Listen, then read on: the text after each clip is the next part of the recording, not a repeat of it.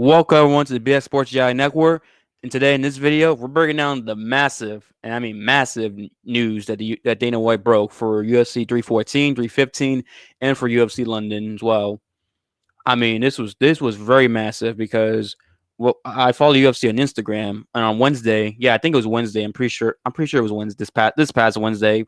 Anyway, Dana White, I mean, the UFC announced that hey, Dana White's gonna be making a huge announcements on later on tonight, and I was wondering like what it was. I was wondering how big are these announcements gonna be, and then I saw he went live, and I was like, I was odd because usually Dana White makes announcements on Instagram. He never goes live on Instagram. He usually just makes a video saying "What's up, guys," and then just breaks down the big fight announcements or announcements in general.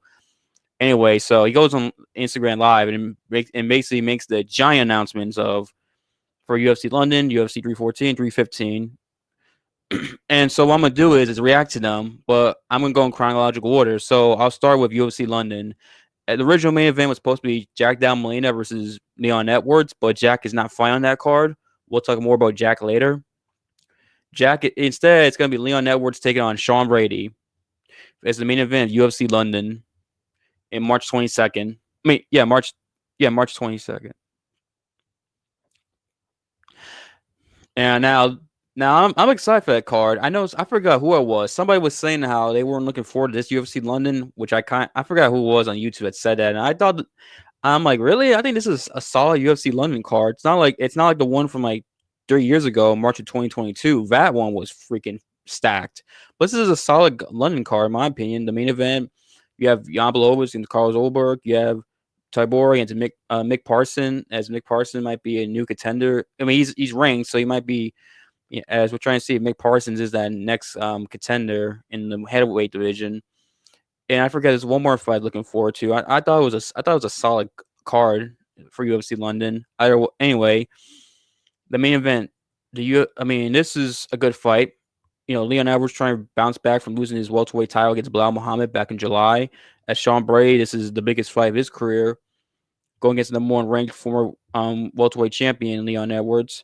Brady's coming off back-to-back wins over Kelvin Gastelum and Gilbert Burns after losing to Belal Muhammad prior to the Kelvin Gastelum fight.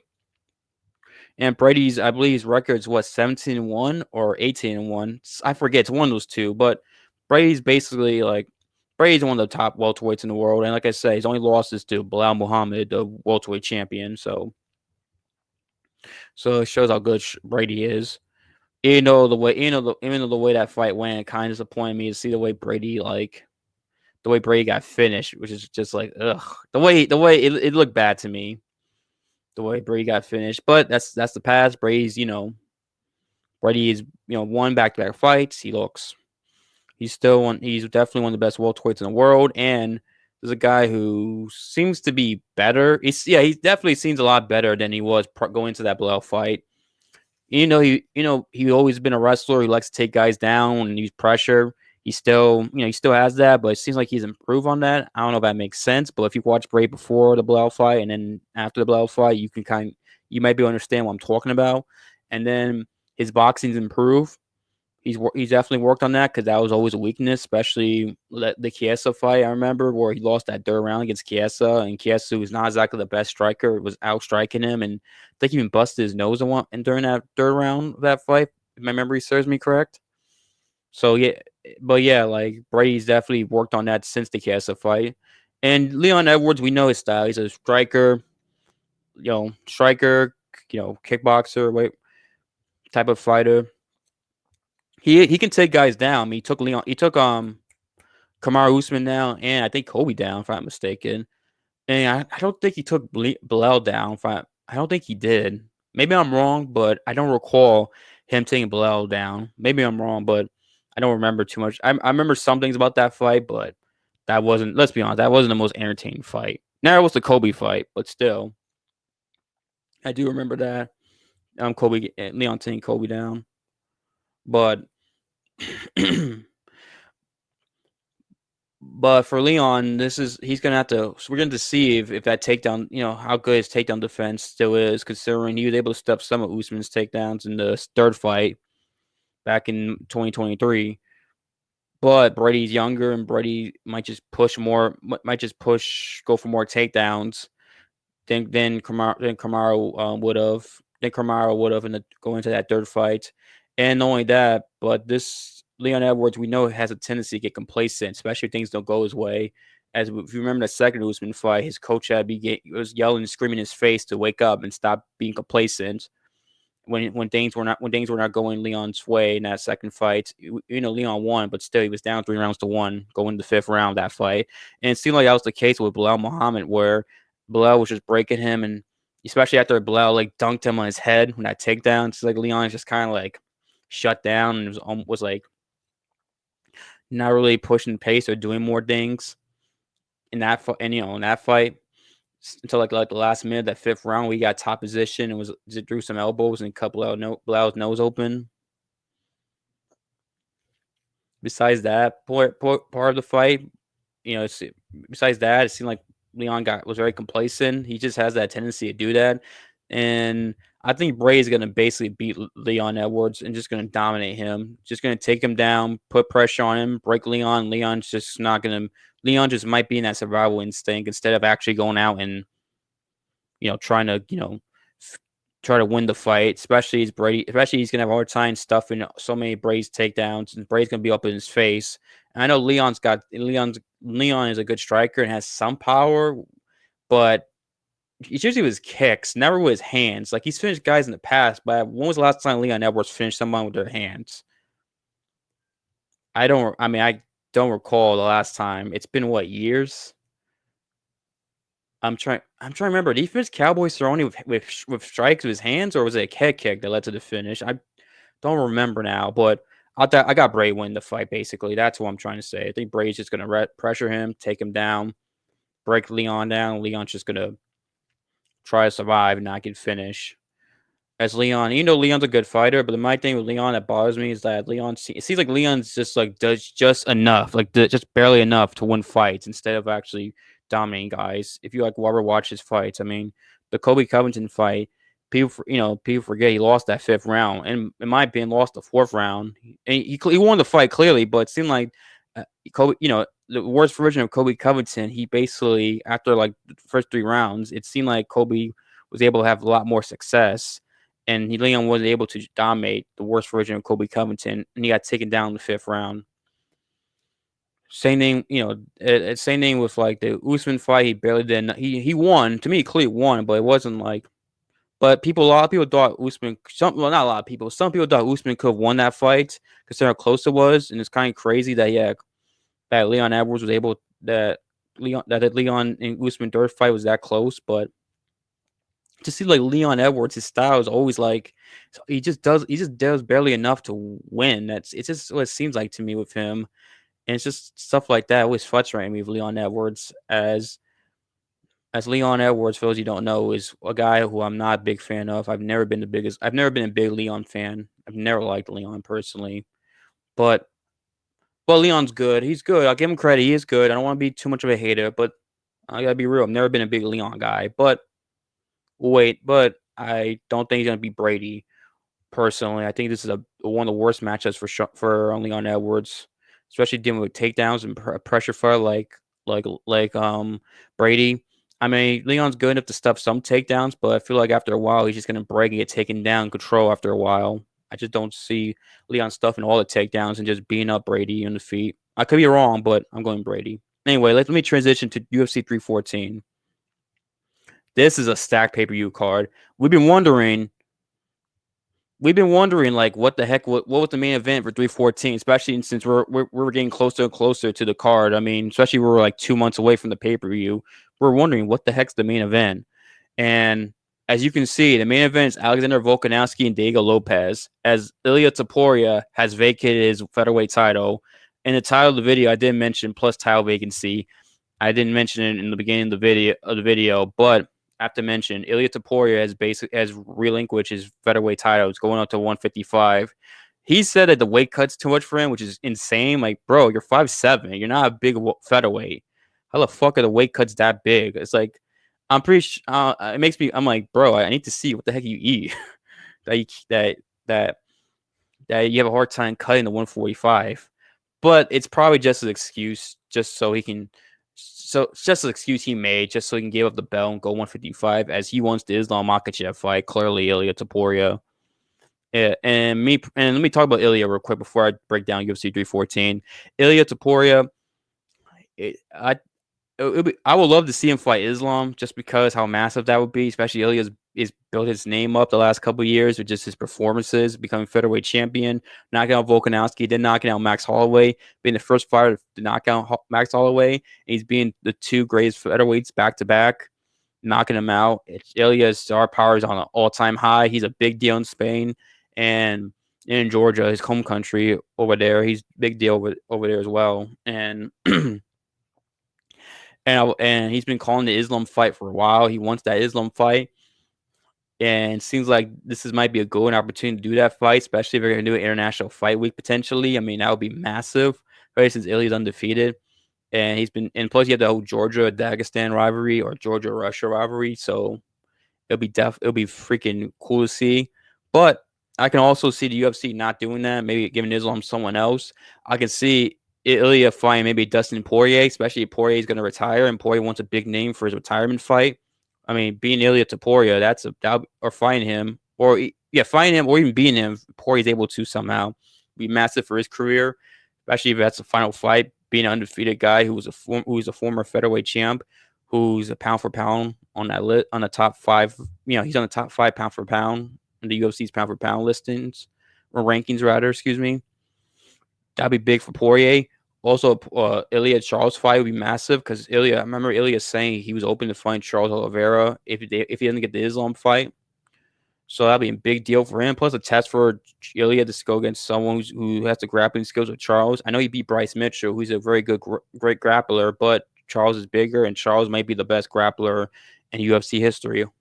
So that'll be massive to see how Ilya does against someone like Charles, or maybe an Ilya Armin. Some people throw it out there. I don't see that happening, but you never know. Maybe they want to do that as a number one contender fight for both guys, considering Armin missed weight. Oh, well, he didn't miss weight. He pulled out UFC 311 after he was supposed to fight. After a day before he was going to fight Islam for the world title. So maybe they want, and it seemed like Dana White was not going to give the automatic rematch to Armin Tsarukyan, so they may want to do that to establish a number one contender fight potentially. I see that less likely. If I had to choose, like, what I think is going to be next for Ilya, I think it'll be Islam. I think in order from greatest to least likely, I'll go the Islam fight number 1. I'll go Charles fight number 2, Dustin fight number 3, Armin fight number 4. That's what I see happening. And I'm excited because I like Ilia Topuria. I'm a fan. Ilya's won me over. That guy, he's very confident. He's one of the most confident fighters I've seen. I mean, look at his Instagram. His Instagram says, "A legend I'll never be born again." And this guy was putting UFC featherweight champion undefeated before he knocked out freaking Volkanovski. I'm like, wow, the cockiness of this guy. And he backed it up, and he keeps backing up, backing up. I can see why he's very confident. I mean, the guy just puts in the work and he backs it up, and he's undefeated. And I guess if you're doing that, you have every right to be confident. So, hey, man, if Ilya goes out there, beats Islam, or wins, and becomes lightweight champion, man, this guy, he's established himself as a legend. And who knows, he might live up to his Instagram freaking tag, "A legend I'll never be born again." But fuck, man, shout out to Ilia Topuria. I'm a big fan of him. Anyway, let me transition to UFC 314, as his featherweight championship is vacated, and the main event will be for his featherweight championship, as the former champion Alexander Volkanovski is taking on Deigo Lopes for the featherweight title as the main event UFC 314. I'm excited for that fight. That is a fantastic fight. It sucks that Diego and Volk don't get to fight Ilya, because me personally, I want to see Ilya rematch Volkanovski first and fight Diego Lopes before going up to 155.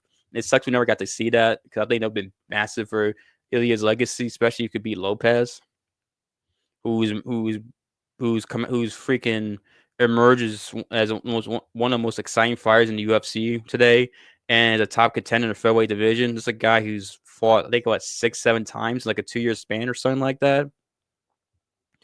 He fought 3 times in 2023, and he fought 3 times in 2024, if my memory serves me correct. Let's see. Yeah, he's fought 3 times each year. Yeah, he's fought 6. He's had 6 fights in like a 2-year span. No, yeah, wait a minute. He made his UFC debut in May of 2023, and then his last fight was September 2024 against Ortega. So in a year and a half, yeah, in a year and basically a year and 4 months, he's fought 6 times. He went 5-1, but in that time period. And the loss was to Mozar Evelev in a very close fight against Mozar Evelev that it had Diego not. And people forget Deigo Lopes stepped up in short notice. Evelev was supposed to fight someone else, and I forget who it was. He stepped up in like super short, in like short notice and gave Evelev a tough fight, especially in that third round. And then he's gone back and won 5 in a row, finishing dudes mostly, except for Ortega. But he probably would have finished Ortega had he not land that follow up shove after dropping him in that first round. Because you watch that fight, he knocks Ortega down. It looks like Ortega's out, and then he lands a follow up shot that basically wakes up Ortega. It basically if he not land that sorry as I hit the table shaking the camera, but had he not land that follow up shot, he would have knocked out Ortega. But Lopez on a roll, one just dominating guys. Great grappler. Has a great jiu-jitsu background. He's also Alexa Grasso's jiu-jitsu coach, and he's a great fighter. Knockout power in his hands. Fast starter. I mean, dangerous in the first round. But he's taking on Alexander Volkanovski, who is considered the greatest featherweight of all time. I think he is personally. And Volkanovski's getting his title, his rematch. To me, he deserved a rematch for the featherweight title, so he can defend that belt like what 5 times and basically clean out the division. And in my opinion, the greatest featherweight. His next fight should have been for the featherweight title. And I'm glad it is. He's going against and he's main eventing in Miami. Now Volkanovski hasn't fought in over a year. I know some people are worried about his chin because his last 2 fights he got knocked out. He got knocked out brutally by Islam in the rematch after taking that fight on like 10 days notice. But after getting he got head kick knocked out. Then 4 months later, which probably was a super quick turnaround, probably should have taken more time to turn around than 4 months. He fights Ilia Topuria, gets knocked out. Now, if you remember, he won that first round against Ilia Topuria with leg kicks and jabbing Ilia. He had success before Ilia caught him. Something people sometimes forget about that fight.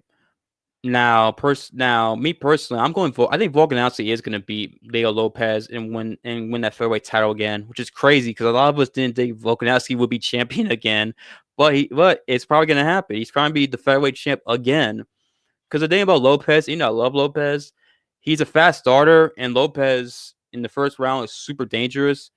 But I think that might work against him because Volkanovski is a great, well-rounded fighter, and Volkanovski might just. I'm almost surprised if he takes down Lopes early on just to throw him off. I mean, I don't think he's gonna stay on top of him because Lopes is a great grappler, but still, he might just throw that to take off, just to throw Lopes off and prevent and maybe not, and that way he doesn't worry about Lopes knocking him out. And plus, Lopes, as good as striker he is, he can be. I mean, he's not as good as technical striker as Volkanovski is. And I think Volkanovski, if Volkanovski, I'm pretty sure this whole time he's been working on his head movement because his head movement at times he didn't have the best head movement, and Ilya took advantage of that in their fights. And and I think Volkanovski hopefully has been working on that, and I think he has. And also Volkanovski, and also I mean, not Volkanovski, Deigo Lopes is not as good a striker as Ilia Topuria, not as technical. I don't think Lopes is going to be able to take advantage of a deficiency of Volkanovski's striking defense as Topuria is. So I think that helps Volkanovski, and I think as the fight keeps going, Volkanovski is going to be able to have more success against Deigo Lopes, considering Lopes has never gone 5 rounds before. I don't think so. Not in the UFC, at least. I don't think he has prior to the UFC either. And Volkanovski, we know, has been champion for a long time. He's trained for 5 rounds, gone 5 rounds multiple times in his career. And Lopes sometimes does slow down fights because he's so chaotic and wild. Even though Lopes in the Ortega fight was a lot more calm, a lot more measured compared to the previous fights, but Lopes is still, a very fast star, a wild guy in the early rounds. And I think going against someone like Volkanovski, he has so much championship experience. He's gonna Volkanovski is going to be able to weather the storm and be able to implement a game plan, and just attack Lopez and beat him up and be able to avoid some of Lopez's biggest shots. And I think Volkanovski is going to throw a lot of leg kicks and maybe throw enough to where it might stop Lopez's movement as the fight keeps going and be able to beat Lopez by decision. I think I got Volkanovski winning 49-46 just because championship experience. Lopez fast starts, slows down, and Volkanovski I think is going to be Volkanovski is going to be able to land.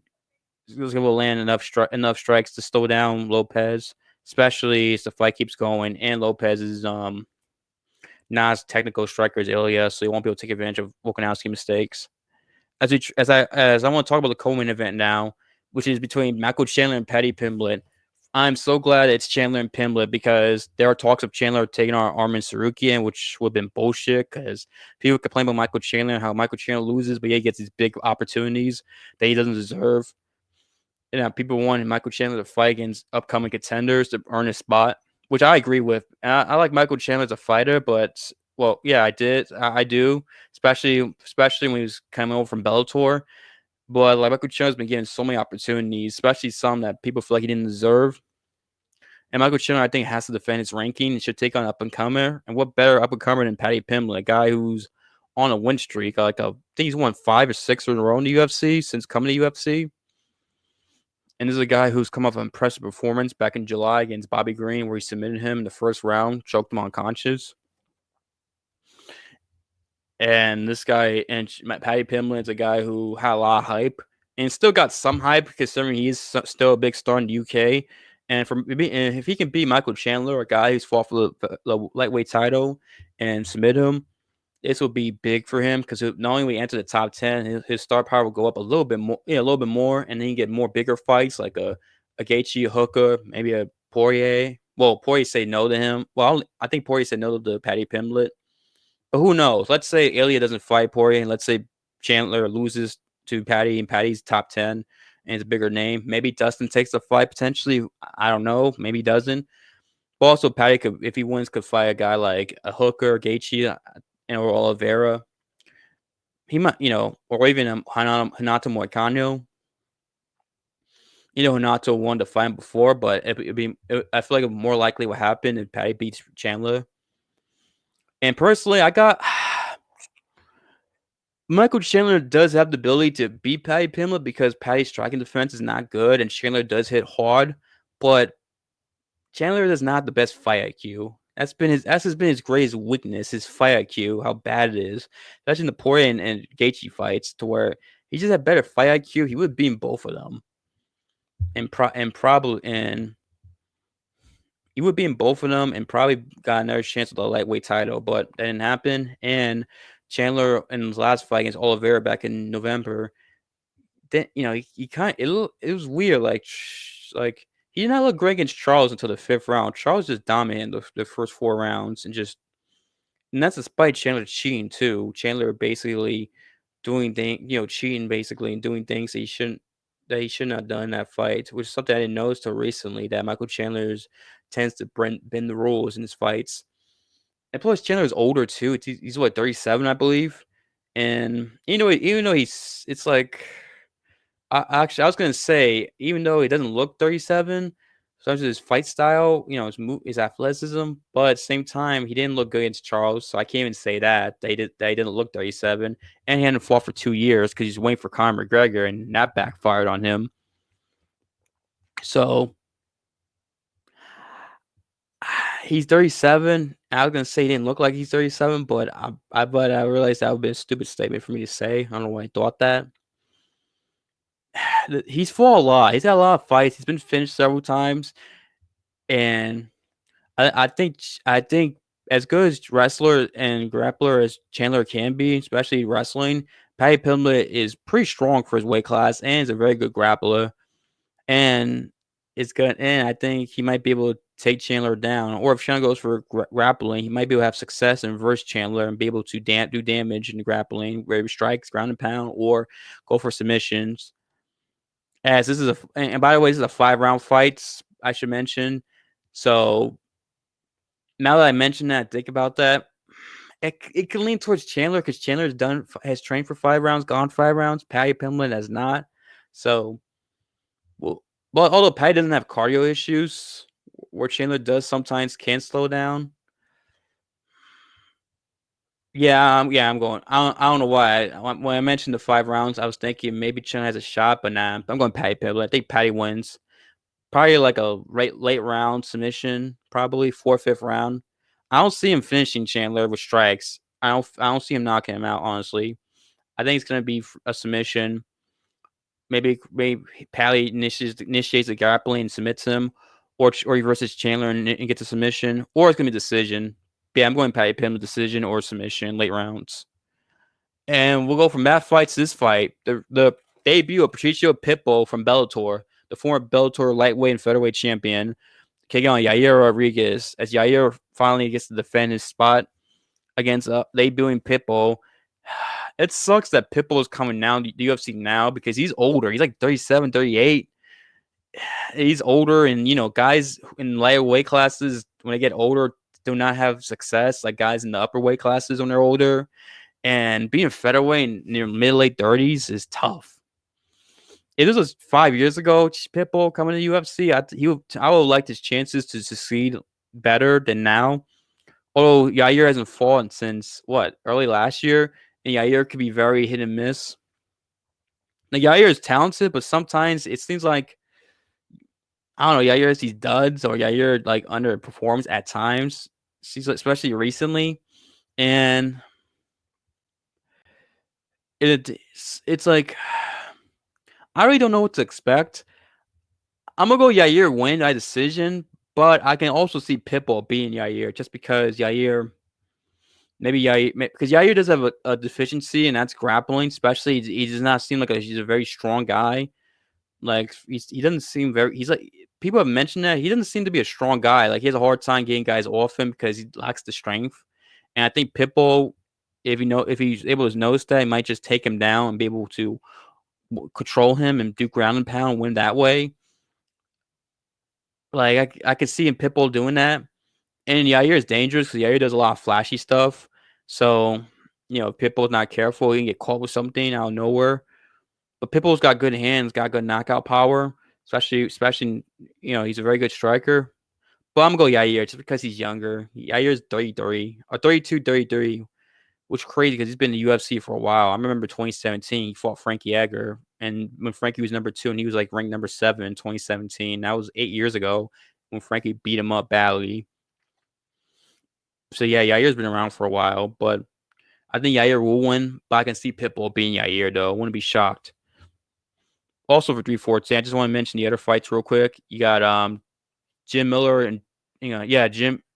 It's not appearing my. Here we go. Now it's appearing my screen. Jim Miller, Chase Hooper, OG versus a young guy. Chase Hooper's like 25, 26. Jim Miller's been around the UFC since 2008. Yan Shinov is Verona Genroba. Big fight with strawweight division. Dan Ige is taking on Sean Woodson in the featherweight division. Nikita Krylov and Dominic Reyes. These two were supposed to fight, I think, back in November, but I forgot what happened to where they pushed it to here. I would pick Krylov normally, but Krylov hasn't fought in a while. He's from Eastern Ukraine. If you know about Russia, Ukraine, the war has been going on there, and it's in the eastern part, especially where a lot of the action is taking place. So he's from the Eastern Ukraine. And, I think he's ethnic Russian. I think he trains out in Moscow now. So I don't know how much. I don't know how much training or time. I think that's why he hasn't fought in a while, just because of the whole conflict, and maybe he just hasn't been able to get everything situated because obviously his family and friends, he's worried about them, the whole conflict. So I don't know if Carlos has had time to really train, focus on mixed martial arts like Reyes says. That's why I'm picking Dominic Reyes, and Reyes is on a win streak too. But Krylov could beat him. Also, Yair Rodriguez with Carlos Prates. His Prates getting a step up in competition again for one. Now he's taking on Jeff Neal, who's a very good striker, but his last fight against Ian Gary, bad fight IQ, cost him that fight. And Carlos Prates is a very dangerous striker. And I do want to see more of Prates' game. Hopefully, we can see a little bit more and see what he's like. But I think Prates could win just because I trust him a little bit more than Jeff Neal. Jeff Neal's fought better guys up to this point, but still, we'll wait and see. As Protest is continuing to find nerds rise in UFC.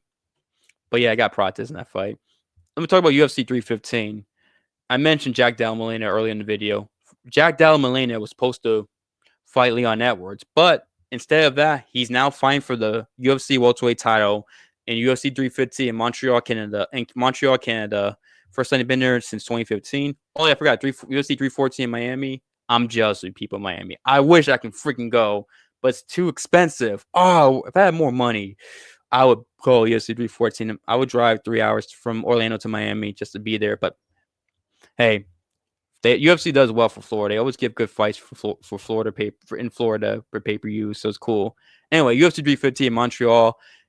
Jack Della Maddalena is taking on Belal Muhammad for the UFC welterweight championship. Shavkat was supposed to get the fight, but Shavkat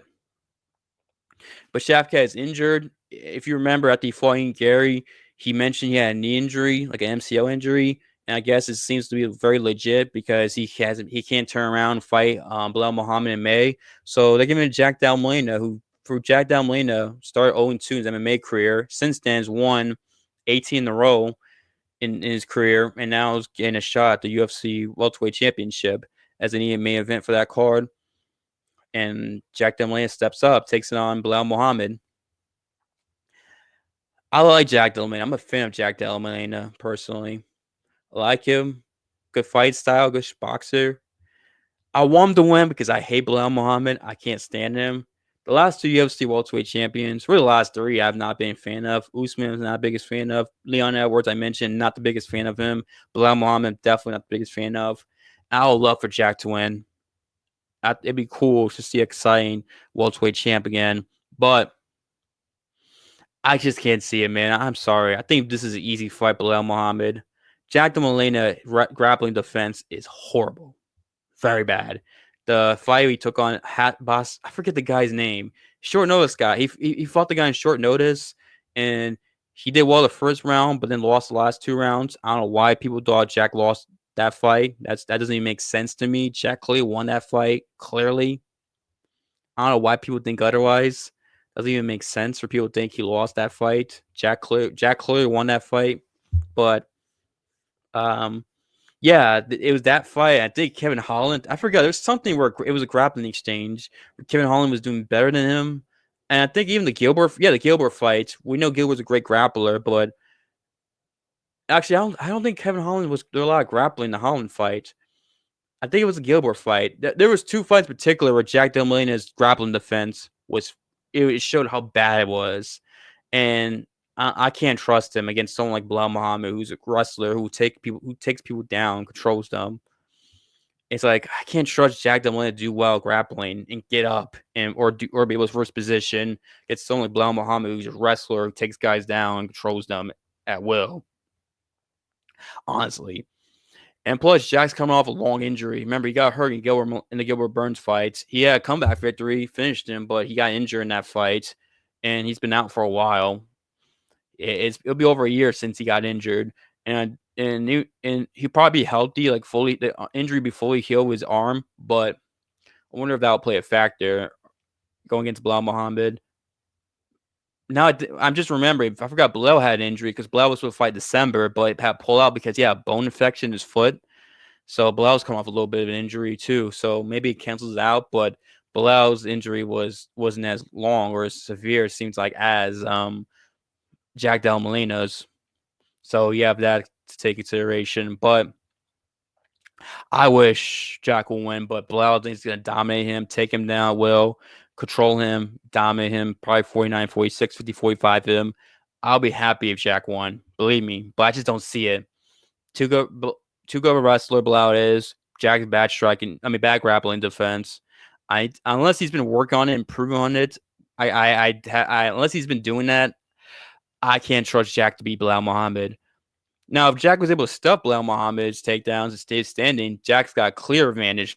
Just better striker, but more powerful. As Belal does not have a lot of power in his punches. He finished Sean Brady, but still, Belal Muhammad doesn't have a knockdown in his career, which is crazy. But If it's striking, yeah, Jack probably beats up Belal Muhammad, but I just don't see him keeping his stuffing takedowns, keeping striking. I think Belal's gonna beat him up badly. That's just my thoughts.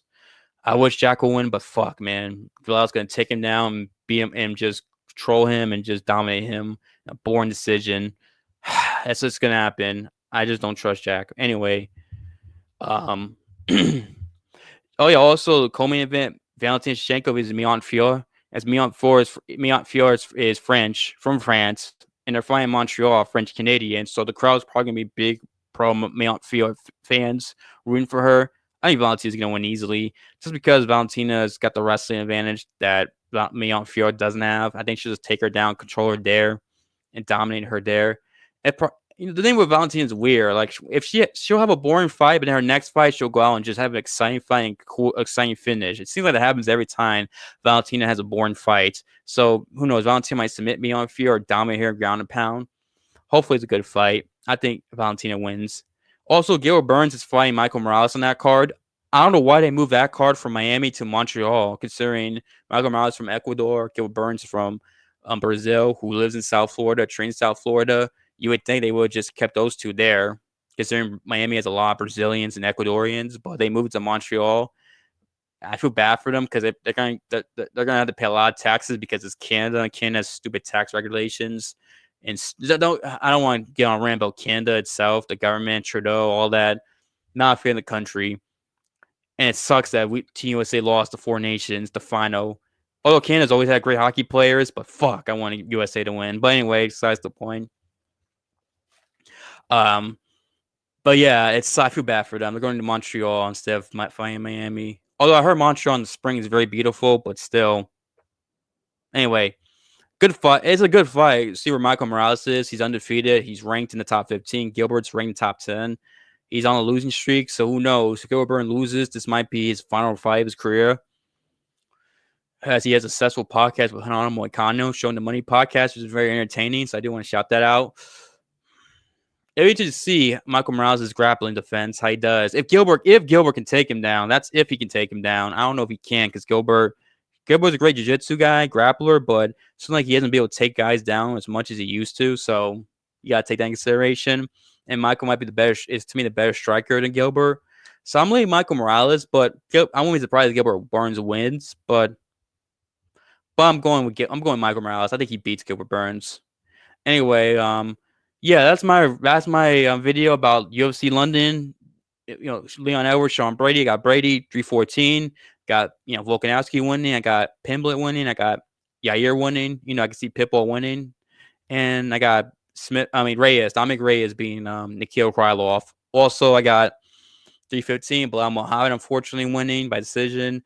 I got Valentina Shevchenko winning probably by finish, and I got Michael Morales winning probably by. I can see a finish by Michael Morales. Nah, yeah, finish. It could be a finish or I don't. Might be a finish. I mean, it's a freaking a knockout. He'll win by a knockout or decision. Michael Morales. Anyway, that's my video. Let me know what you guys' thoughts on this video. How excited are you for 314 and even 315? Also, who you want to see Ilia Topuria fight? Wait on Ilia Topuria faking the title. Me personally, I wish Ilia Topuria would have defended the belt a few more times, but I understand why he's going for the Islam fight. I think Ilia fights either Islam or Charles next. That's what I see. Anyway, but whenever that Ilia's next fight gets announced, I'll probably do a video talking about it. By the way, thank you guys for watching and listening. Don't forget to give the video a like and let me know what you got and share a video. And also, what are you guys' thoughts on everything I said? And do you think Brady's going to be Edwards? Do you guys who do you think is going to win UFC 314? What are your thoughts on the pay-per-view and 315? Who do you think is going to win UFC 315? And what do you want to see for Ilia Topuria? Anyway, see you guys later. Have a good night, good day. Thank you guys for watching and listening. I'll see you next time, and peace.